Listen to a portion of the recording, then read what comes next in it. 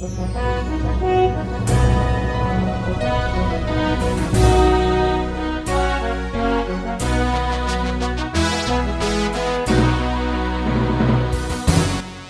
bagi saudara sekalian. Marilah kita siapkan hati dan pikiran kita untuk menyambut firman Tuhan. Kita berdoa. Damai sejahtera Allah yang melampaui segala akal, itulah yang memelihara hati dan pikiranmu di dalam Kristus Yesus Tuhan kita. Amin. Jemaat yang dikasihi Tuhan, firman Tuhan yang menjadi nas khotbah dalam ibadah Minggu Septuagesima pada tanggal 28 Januari tahun 2024 tertulis dalam 1 Korintus pasal yang ke-8 ayat yang pertama hingga ayat 13.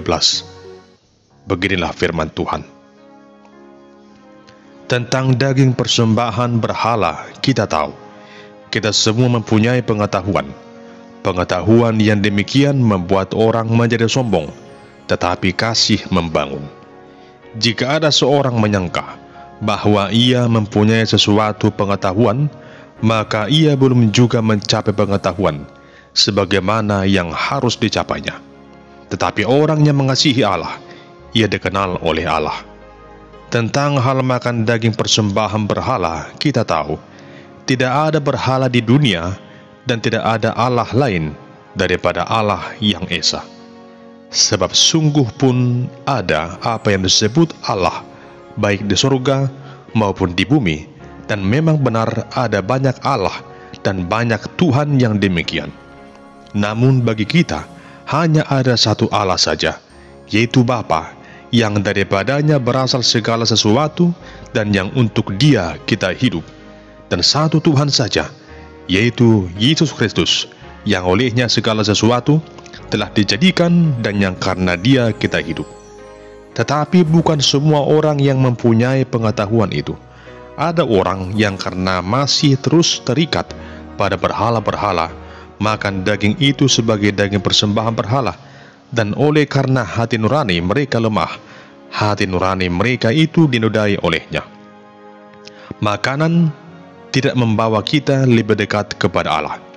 Kita tidak rugi apa-apa kalau tidak kita makan, dan kita tidak untung apa-apa kalau kita makan. Tetapi jagalah supaya kebebasanmu ini jangan menjadi batu sandungan bagi mereka yang lemah.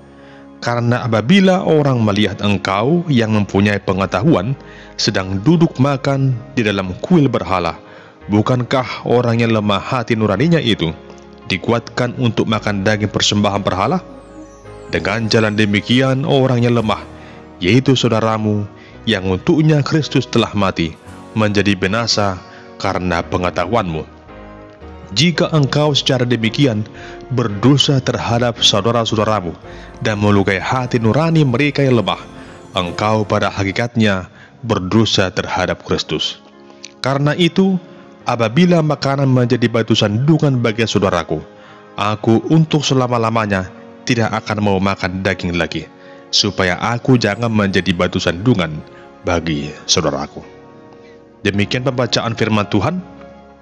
Adapun yang menjadi tema dalam ibadah minggu saat ini adalah jangan menjadi batu sandungan bagi sesama.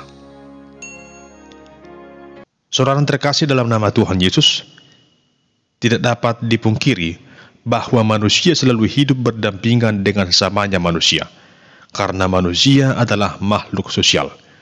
Karena itu, setiap perbuatan yang dilakukan seseorang tentu akan membawa pengaruh kepada orang lain, baik secara langsung maupun tidak langsung.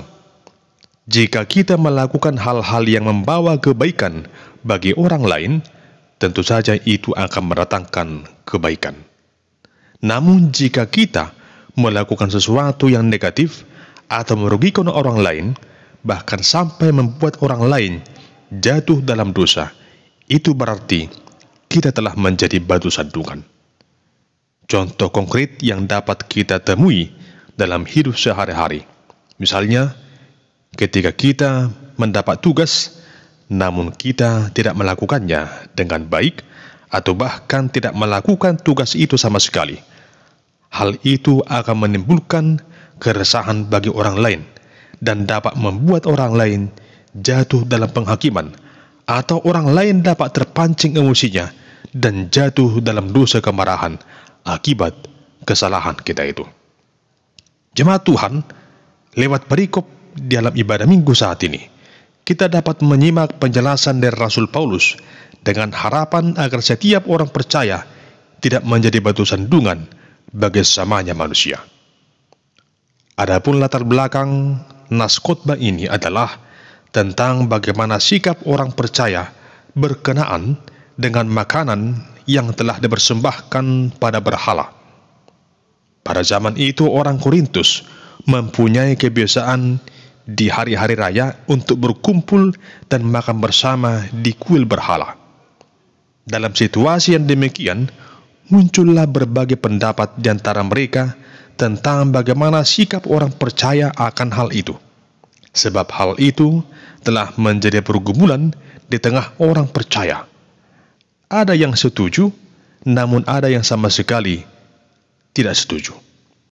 Dan hal yang paling parah adalah di mana hal itu telah menjadi batu sandungan dalam kehidupan beriman sebagian orang pada masa itu. Saudara terkasih, apa yang disampaikan dalam perikop ini juga masih dapat terjadi pada masa sekarang ini. Misalnya perihal tentang makanan. Tanpa kita sadari, makanan dapat menjadi masalah yang merenggangkan hubungan kita dengan sesama kita. Dalam budaya tertentu, sikap tidak menghargai makanan yang disajikan dapat menimbulkan pertengkaran. Di tempat lain, makanan tertentu yang dimakan orang lain dapat menimbulkan prasangka negatif, bahkan dikait-kaitkan dengan dosa. Sikap seperti itu terjadi karena seseorang merasa memiliki pengetahuan untuk memutuskan apakah makanan itu boleh dikonsumsi atau tidak. Sikap seperti itu terjadi karena seseorang merasa memiliki pengetahuan untuk memutuskan apakah makanan itu boleh dikonsumsi atau tidak. Paulus menghadapi persoalan yang sama. Ia harus menjawab pertanyaan tentang sikap orang percaya terhadap daging yang sudah dipersembahkan kepada berhala. Masalah ini terjadi karena latar belakang sebagian jemaat Korintus yang dulunya adalah penyembah berhala. Mereka yang dahulu mempersembahkan kurban kepada berhala meyakini bahwa makan daging persembahan berhala berarti ikut menyembah berhala. Namun jemaat lain memiliki pengetahuan bahwa berhala itu adalah benda mati. Jadi tidak ada masalah memakan makanan tersebut. Dan disinilah Paulus memberikan nasihat. Yang pertama yang mengatakan bahwa pengetahuan manusia sangat terbatas. Pengetahuan itu harus digunakan untuk mengasihi sesama manusia dan mengasihi Tuhan Allah. Kalau pengetahuan menjadikan manusia menjadi sombong, hal itu menjadi batu sandungan bagi orang lain. Yang kedua, Allah adalah Allah yang esa. Artinya, tidak ada Allah lain yang hidup selain Allah pencipta alam semesta ini. Semua berhala, semua ilah-ilah lain adalah mati. Yang ketiga, berhikmat menggunakan pengetahuan. Saudara terkasih, ketika kita sengaja menikmati makanan tersebut di depan orang-orang yang lemah imannya, mereka bisa saja terjatuh dalam dosa. Paulus menyarankan, daripada menjadi batu sandungan, lebih baik jangan memakannya. Paulus mengatakan pengetahuan itu berpotensi membuat seseorang menjadi sombong, tetapi kasih membangun. Paulus mengkritik sikap tersebut. Jika ada seseorang yang menyangka bahwa ia mempunyai pengetahuan, menurutnya ia belum mencapai pengetahuan yang sejati. Dalam bahasa sehari-hari dapat kita katakan ini sama saja dengan peribahasa yang mengatakan tong kosong nyaring bunyinya. Jemaat Tuhan, dalam pandangannya Rasul Paulus menyandingkan pengetahuan dengan kasih. Orang yang mengasihi Allah tidak akan menggunakan pengetahuannya untuk membinasakan orang lain. Paulus memberikan contoh mengenai memakan persembahan berhala. Ia mengatakan bahwa makanan memang tidak membawa kita lebih dekat kepada Allah. Entah itu dimakan atau tidak, kita tidak akan mengalami kerugian. Kendalanya ada pada penggunaan pengetahuan dan kebebasan itu sendiri. Rasul Paulus menasihati agar kebebasan tidak menjadi batu sandungan bagi orang lain yang lemah imannya.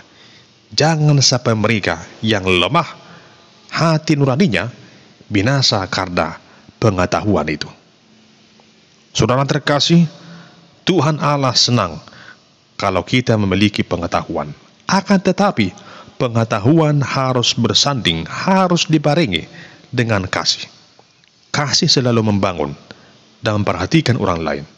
Kasih ibarat pagar atas setiap tindakan yang dihasilkan oleh pengetahuan. Kasih adalah puncak dari pengetahuan. Pengetahuan yang kita miliki adalah anugerah dari Tuhan. Pokok persoalannya sekarang adalah terletak pada tata kelolanya yang selalu melibatkan kasih.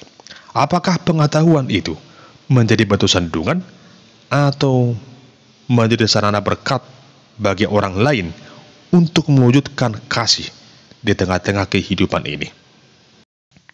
Saudara terkasih, dalam ibadah minggu saat ini kita menggubuli tema jangan menjadi batu sandungan bagi sesama.